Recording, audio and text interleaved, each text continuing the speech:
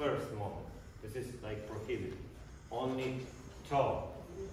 Then I start to move with my leg. So when I'm starting enough energy with my leg, also turning knee, you see? Because it creates like swing movement. And this swing movement turn me around this ball of my foot. Correct? Look. So this is like this. So this movement turn me. So first, then I turn between first and second step and continue a side step. So what I have, general, yes, like I have two forward step, forward, collect. Then I have one step backward only, one step backward.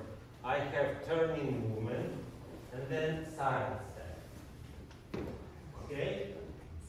Continue this direction. So forward, close, backward, side, close. Forward, close, backward, side, close. Forward, close, backward, and 1, 2, 3, 2, 2, 3, 1, 2, 3, 2. With your frame, 1, 2, 3, 2, 2, 3, 1, 2, 3, 2, 2, 3, 1, 2, 3, 2, 2, 3, 1, 2, 3, 2, 2, 3. Now a little bit difficult with reverse. Let's do reverse. I don't know why the rules the same, but people like a little complicated with reverse. But the same. I try to do first step forward, and I continue. So it means it's not in the end, but you see when I'm turning first step, I turn it a little earlier. So during the second step, then close. And then I continue first step backward, also not go to heel, and continue with turn. And forward and backward.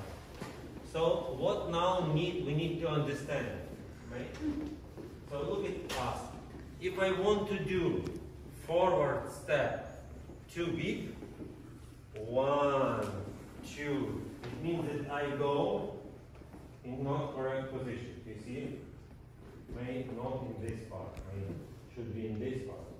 You see? So what I want to do with reverse turn, we have reverse rules.